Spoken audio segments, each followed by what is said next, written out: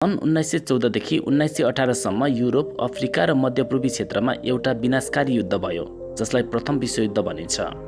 प्रथम विश्वयुद्ध Asia, Europe र अफ्रिका महादेशका विभिन्न देशहरूमा जल, स्थल र आकाशमा लडिएको थियो। जब युरोपमा औद्योगिक क्रान्ति भयो, जसको कारण ठूला उद्योगहरूको निर्माण हुन थाले।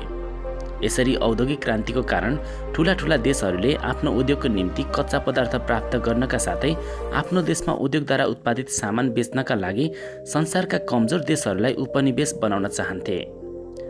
त्यसैले यो उद्देश्य पूरा गर्नका निम्ति संसारका शक्तिशाली राष्ट्रहरूले आफ्नो सैन्य शक्तिमा वृद्धि गर्नुका साथै विभिन्न कूटनीतिक सन्धिहरू पनि गर्न थाले। यो होडबाजीमा राष्ट्रहरूका बीचमा वैमनस्यता बढ्दै गयो र युद्ध हुने स्थितिको सिर्जना भयो।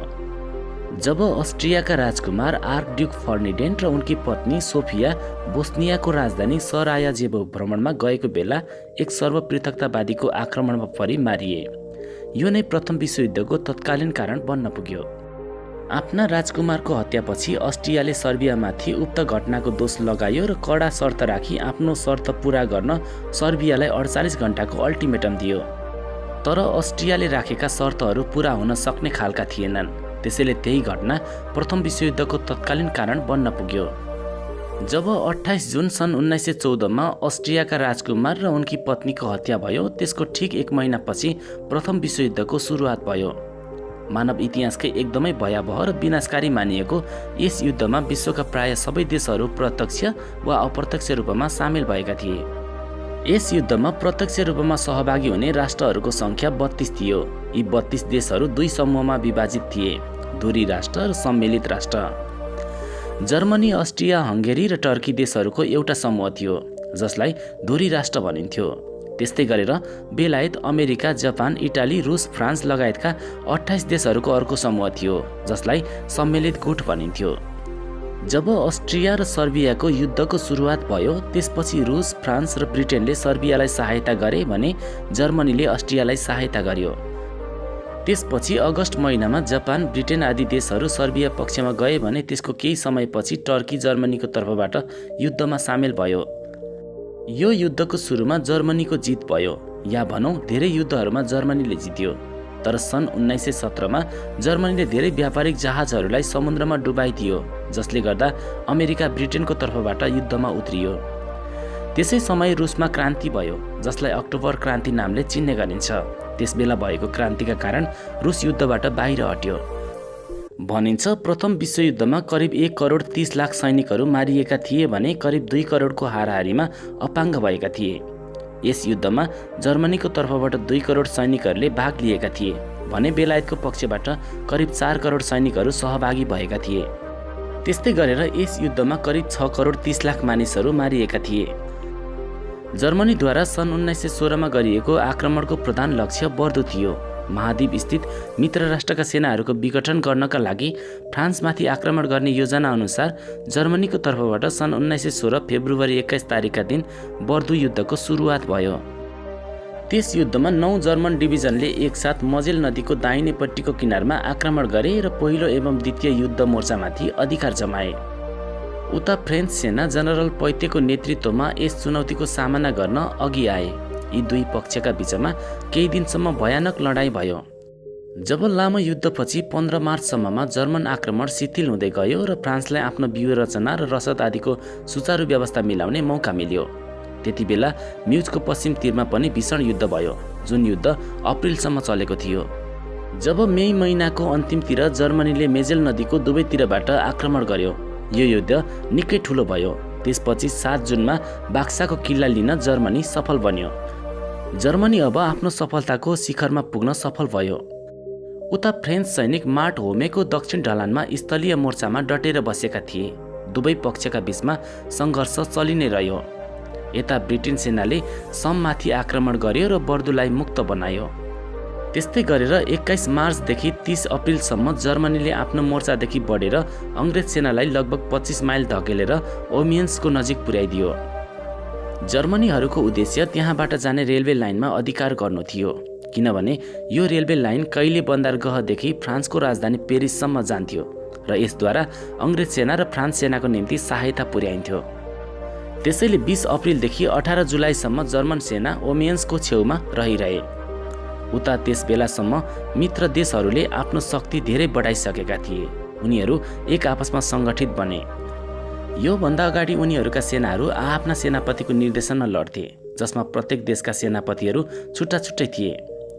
तर अब एक प्रधान सेनापति मार्शल फसको निर्देशनमा मित्र देशहरूका सेनाहरू चल्ने सहमत भयो र त्यसपछि मित्र देशका सेनाहरूले जर्मनलाई धेरै ठाउँमा परास्त गरे। त्यसपछि जर्मन सेनाका प्रधान सेनापति लुडेनडार्फले अङ्ग्रेज तथा फ्रान्सेली सेनाहरूको सङ्गम स्थलमा अचानक आक्रमण गरे। यो आक्रमण 21 मार्चमा बिहान 4:30 गरिएको थियो। बिहानी पक्क अँध्यारो समय र त्यसमा पनि कुहिरो लागेको कारण जर्मनी सेनाको आक्रमणको योजनालाई फ्रान्सेली तथा अङ्ग्रेज सेनाहरूले थाहा पाउन सकेनन्। करिब 4000 तोपहरूको भीषण गोलाबारी गरेर जर्मनीले आक्रमण गरेको उक्त युद्धमा जर्मन सेना कहिलेदेखि पेरिस रेलवे लाइनदेखि मात्रै 2-3 माइल टाढासम्म आइपुगेका थिए। त्यसपछि एक हप्ताभन्दा धेरै समयसम्म जर्मनीहरूले ओमियन्सको लडाईँ जारी राखे, तर जर्मनीहरूले कहिलेटो पेरिस रेलवे लाइनमा अधिकार जमाउन भने सकेनन्। अङ्ग्रेज सेनालाई फ्रान्सेली सेनाबाट अलग राख्ने उनीहरूको योजना असफल बन्न पुग्यो। त्यसो त 20 अप्रिलदेखि लगभग 3 महिनासम्म जर्मनीले मित्र देशहरूलाई अन्य क्षेत्रहरूमा परास्त गर्ने प्रयत्न गर्दै लगातार युद्ध जारी राख्यो। केही हदसम्म जर्मनीले सफलता पनि पायो, तर यो सफलताबाट लाभ उठाउने मौका भने जर्मनीले पाएनन्, किनभने मित्र राष्ट्रहरूले शक्ति बढाउने प्रबन्ध गरिरहेका थिए। जब जनरल फस यस क्षेत्रका मित्र देशहरूका प्रधान सेनापतिमा नियुक्त भए, उता ब्रिटेनले सैनिक सेवाको उमेर बढाएर 50 वर्ष कायम गर्यो अनि आफ्ना 3,55,000 सैनिकहरू फ्रान्समा पठाइदियो। उता अमेरिकाबाट पनि सैनिकहरू फ्रान्स पुग्न थाले अनि बिस्तारै उनीहरूको सैन्य बल 6 लाख पुग्यो। त्यति बेला नयाँ अस्त्र-शस्त्र तथा अन्य आविष्कारहरूका कारण मित्र देशहरूको वायुसेना प्रबल भयो, विशेष गरी उनीहरूका ट्याङ्कहरू सक्षम बने। त्यसपछि 15 जुलाईका दिन जर्मनीले आफ्नो अन्तिम लडाईँ मार्न नदीमा पेरिसतिरबाट गर्ने प्रयास गर्यो, तर फ्रान्सेली सेनाले यसलाई रोके र 3 दिनपछि जर्मनीहरूमाथि सोही क्षेत्रमा शक्तिशाली आक्रमण गरे, जसमा 30,000 जर्मनी सैनिकहरू बन्दी बनाइए। त्यस्तै गरेर 8 अगस्टमा ओमियन्स नजिक जनरल हेगको अध्यक्षतामा ब्रिटिस तथा फ्रान्सेली सेनाले बिहानै 4:30 बजे कुहिरो लागेको आडमा जर्मनीहरूमाथि अचानक आक्रमण गरे।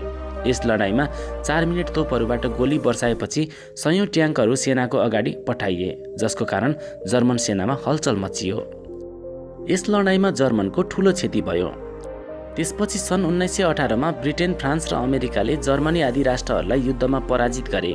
युद्धमा पराजित भएको जर्मनीलाई अपमानजनक भर्सेलिजको सन्धि गर्न बाध्य बनाइयो। त्यसपछि 11 नोभेम्बर सन् 1918 मा प्रथम विश्वयुद्धको समाप्ति भयो। प्रथम विश्वयुद्धमा हाम्रो देश नेपालले बेलायतलाई सहयोग गरेको थियो। उक्त युद्धमा करिब 16,544 गोर्खाली सैनिकहरूले बेलायतको तर्फबाट लडेका थिए। उक्त युद्धमा नेपाली फौजको नेतृत्व बबर शमशेर राणाले गरेका थिए। ठूलो वीरता र बहादुरी प्रदर्शन गर्दै लडेका गोर्खाली सेनाहरूले आफ्नो वीरताको प्रदर्शन गर्दै संसारमाझ गोर्खालीहरू वीर र साहसी हुन्छन् भन्ने छाप छोडेका थिए। प्रथम विश्वयुद्धमा अद्वितीय वीरता प्रदर्शन गर्दै लडेका 2 नेपाली सेना कुलवीर थापा र करण बहादुर राणाले बेलायतको प्रतिष्ठित पदक भिक्टोरियन क्रस समेत पाएका थिए। प्रथम विश्वयुद्धको समाप्तिको झन्डै 21 वर्षपछि यानि 1 सेप्टेम्बर सन् 1939 मा द्वितीय विश्वयुद्धको सुरुवात भएको थियो। यो युद्धमा विश्वका लगभग 70 देशका जल, थल र वायु सेनाहरू सम्मिलित भएका थिए। 1 सेप्टेम्बर सन् 1939 मा पोल्यान्डमाथि जर्मनले आक्रमण गरेपछि द्वितीय विश्वयुद्धको सुरुवात भएको हो। त्यसको 2 दिनपछि यानि 3 सेप्टेम्बर 1939 का दिन संयुक्त अधिराज्य र फ्रान्सले जर्मनी विरुद्ध युद्धको घोषणा गरे। त्यसपछि जर्मनी विरुद्धको युद्धमा अमेरिका पनि सामेल भएको थियो। प्रथम विश्वयुद्धमा हारेपछि जर्मनीले जबरजस्ती भर्सेलिजको सन्धिमा हस्ताक्षर गर्नु पर्यो। भर्सेलिजको सन्धिमा प्रथम विश्वयुद्धमा भएको सम्पूर्ण विनाश र नोक्सानीको जिम्मा जर्मनीले लिनुपर्ने भन्ने कुरा उल्लेख गरिएको थियो। त्यस्तै गरेर उक्त सन्धिपछि जर्मनीले आफ्नो जमिनको ठूलो हिस्सा त्याग्नु पर्यो र अन्य राज्यहरूमा कब्जा गर्न पनि जर्मनीलाई प्रतिबन्ध लगाइएको थियो। यसकारण एडल्फ हिटलर र अन्य जर्मनीहरूले यस सन्धिलाई अपमानजनक मान्दथे। यसैकारण यस सम्झौतालाई द्वितीय विश्वयुद्धको कारण भनिन्छ। यो सन्धिपछि जर्मनीले आफूले कब्जा गरेको धेरै भूभाग छाड्नु पर्यो, अरू देशमाथि पनि आक्रमण नगर्ने शर्त मान्नु पर्यो। त्यस्तै गरेर आफ्नो देशको सेनाको संख्या सीमित गर्नु पर्यो र प्रथम विश्वयुद्धमा भएको नोक्सानीको भरपाईका रूपमा अरू देशलाई दिनु पर्यो। यसरी भर्सेलिजको सन्धिमा जर्मनीलाई निकै तलब पारिएको थियो। त्यसैले यो नै द्वितीय विश्वयुद्धको तत्कालीन कारण बन्न पुग्यो। जब सन् 1933मा जर्मनीका शासक एडल्फ हिटलर बने र उनले चाँडै नै जर्मनीलाई शक्तिशाली सैन्य शक्तिको रूपमा प्रदर्शित गर्न सुरु गरे। यसरी हिटलरले भर्सेलिजको सन्धि विपरीत आफ्नो सैन्य शक्ति धमाधम बढाउन थालेकोमा फ्रान्स र इङ्ल्यान्ड चिन्तित भए, किनभने यी देशहरूले पहिलो विश्वयुद्धको लडाइँमा धेरै नै नोक्सानी खेपिसकेका थिए। उता इटाली पनि यो कुरामा चिन्तित थियो, किनभने इटाली आफै एक शक्तिशाली राष्ट्र बन्न चाहन्थ्यो, तर उसको यो चाहनामा जर्मन बाधा बन्ने भयो। यी सम्पूर्ण घटनाहरूलाई मध्यनजर गरी फ्रान्सले इटालीसँग हात मिलायो र फ्रान्सले आफूले कब्जा गरेको इथियोपिया इटालीलाई दिने भयो। उता जर्मनी भने भर्सेलिजको सन्धिले आफूलाई अपमान गरेको ठहर गर्दै सन् 1935मा जर्मनीका शासक एडल्फ हिटलरले भर्सेलिजको सन्धि तोडेर आफ्नो सेना धमाधम बढाउन थाले। जर्मनीका यस्ता क्रियाकलापलाई देखेर उसलाई काबुमा ल्याउन इङ्ल्यान्ड, फ्रान्स र इटालीले स्टेसा नामक सहरमा एक घोषणापत्रमा हस्ताक्षर गरे। उक्त घोषणापत्रमा लेखिएको थियो, अस्ट्रियाको स्वतन्त्रता कायम गरियोस् र जर्मनीलाई भर्सेलिजको सन्धि तोड्नबाट रोकियोस्। तर स्टेसा घोषणापत्र सफल भएन, किनभने यी तीन राष्ट्रहरूका बीचमा पनि धेरै बुदाहरूमा सहमत भएनन्। सोही समयमा सोभियत सङ्घले जर्मनीले पूर्वी युरोपको ठूलो हिस्सा कब्जा गर्ने इच्छा जानेर धेरै नै डराएको थियो, त्यसैले उसले फ्रान्ससँग हात मिलाउन पुग्यो। सन् 1935मा इङ्ल्यान्डले भर्सेलिज सन्धिलाई समाप्त गर्दै जर्मनसँग एउटा स्वतन्त्र सम्झौता गरेर भर्सेलिज सन्धिमा राखिएका केही शर्तहरूलाई घटाएर कम्ती बनाइदियो। त्यसपछि सन् 1935 अक्टोबरमा इटालीले इथियोपियामाथि आक्रमण गर्यो। यस आक्रमणलाई जर्मनीले वैध मान्यो र समर्थन जनायो। त्यसैले इटालीले पनि जर्मनीको अस्ट्रियामाथि कब्जा गर्ने चाहनालाई स्वीकृति दियो। सन् 1936मा जब हिटलरले राइनल्यान्डमा दोस्रो पटक आफ्नो सेनाको गढ बनाउने कोसिस गरे, त्यसमा आपत्ति उठाइएन। सोही वर्ष स्पेनमा भएको गृहयुद्धमा जर्मनी र इटालीले त्यहाँका राष्ट्रवादी शक्तिलाई समर्थन गरे, जुन सोभियत सङ्घको सहायता प्राप्त स्पेनिस गणराज्यको विरुद्ध थियो। स्पेनमा भएको गृहयुद्धमा राष्ट्रवादी शक्तिको जित भयो। द्वितीय विश्वयुद्धमा विश्वका धेरै राष्ट्रहरू सामेल थिए, जसबाट ठूलो धनजनको क्षति भयो। यस युद्धमा विश्वका अधिकांश देशहरूले भाग लिएका थिए, जुन दुई समूहमा विभाजित थिए, मित्र राष्ट्र र धुरी राष्ट्र। यस युद्धमा 10 करोडभन्दा धेरै सेनाहरू सामेल भएका थिए, त्यसैले यस युद्धलाई मानव इतिहासको सबभन्दा ठूलो युद्ध मानिन्छ। यस युद्धमा 6 करोडभन्दा बढी मानिसहरू मारिएका थिए, जसमध्ये अधिकांश सर्वसाधारण नागरिकहरू थिए। त्यसै कारणले यस युद्धलाई मानव इतिहासकै सबभन्दा खुनी र सङ्घर्षपूर्ण युद्ध मानिन्छ। 1 सेप्टेम्बर सन् 1939मा जब जर्मनीले पोल्यान्डमाथि आक्रमण गर्यो, यो नै प्रथम विश्वयुद्धको सुरुवात थियो। त्यसपछि बेलायती साम्राज्य र राष्ट्रमण्डलका अधिकांश देशहरूले गरिएको जर्मनी विरुद्धको युद्धमा साथ दिएका थिए। त्यसो त द्वितीय विश्वयुद्धको सुरुवात हुनुभन्दा अगाडिदेखि नै धेरै देशहरू युद्धरत थिए, तर कतिपय देशहरू भने युद्धमा पछि सामेल भए। द्वितीय विश्वयुद्धमा भएका मुख्य घटना अन्तर्गत मार्को पोलो पुल घटना, अपरेसन बारबोसा, पर्ल हार्बर आक्रमण र ब्रिटिस र डच कोलोनीहरूमा दक्षिण पूर्व एसियामा हमला आदि रहेका छन्। द्वितीय विश्वयुद्ध अत्यन्तै विनाशकारी थियो। यस युद्धमा रासायनिक हात हतियारदेखि लिएर अत्याधुनिक अस्त्र-शस्त्रहरूको समेत प्रयोग गरिएको थियो। 6 करोडभन्दा बढी मानिसहरू मारिएको यस युद्धमा त्यत्तिकै सङ्ख्यामा मानिसहरू घाइते भएका थिए। यस युद्धमा 1100 खरब डलर खर्च भएको अनुमान गरिन्छ। यस युद्धमा परि विभिन्न विकसित सहरहरू र हजारौं कलकारखानाहरू र उद्योगहरू ध्वस्त भएका थिए। युद्धका कारण उर्वर कृषियोग्य जमिन मरुभूमिमा परिणत भयो भने लाखौं मानिसहरू घरबार विहीन भएका थिए। द्वितीय विश्वयुद्धपछि अमेरिका र रुसको शक्ति वृद्धि भयो भने अन्य राष्ट्रहरू आर्थिक रूपमा कमजोर बने। उता अमेरिकाले भने युरोपेली तथा अन्य राष्ट्रहरूलाई युद्ध सामग्री निर्यात गरी आर्थिक उन्नति गर्यो। युद्धमा अन्य देशहरूको तुलनामा कम क्षति भएको कारणले अमेरिका विश्वमा सबभन्दा शक्तिशाली राष्ट्र बन्न पुग्यो। त्यस्तै गरेर उता रुससँग सैन्य शक्ति बढी भएकोले रुसको राजनीतिक शक्ति विश्वमाझ बढ्दै गयो। तर अमेरिका र रुसका बीचमा राजनीतिक तथा वैचारिक मत भिन्नता कायम थियो, किनभने अमेरिका पुँजीवादी मान्ने उदयमान राष्ट्र थियो, त्यसको ठिक विपरीत रुस भने साम्यवादी विचार मान्ने राष्ट्र थियो। तसर्थ यिनीहरू एक अर्कालाई तीव्र आलोचना गर्न थाले। विश्वका अन्य राष्ट्रहरू यिनीहरूको पुँजीवादी र साम्यवादी समूहमा ध्रुवीकृत हुन पुगे र पुरै विश्व दुई समूहमा विभाजित हुन पुग्यो। यी देशहरूका बीचमा एक आपसमा भौतिक आक्रमण नभए पनि दुवै समूह बीचमा अस्वस्थ प्रतिस्पर्धा अत्यन्तै बढ्दै गयो र यिनीहरू बीचमा सम्बन्ध चिसिँदै गयो, जसलाई शीत युद्ध भनिन्छ। तर सन् 1990मा सोभियत सङ्घको अवसानपछि यो समस्या कम हुँदै गयो। रुसको साम्यवादी प्रभावलाई रोक्न भन्दै पश्चिमी युरोपेली राष्ट्रहरू र अमेरिका मिलेर सन् 1949मा उत्तर एटलान्टिक सन्धि सङ्गठन नाटोको स्थापना गरे। त्यसैको जवाफस्वरूप रुसले सन् 1955मा पोल्यान्डको राजधानी वार्सामा वार्सा सन्धि सङ्गठनको स्थापना गर्यो। यस सङ्गठनमा रुस लगायत पूर्वी युरोपेली देशहरू सामेल थिए।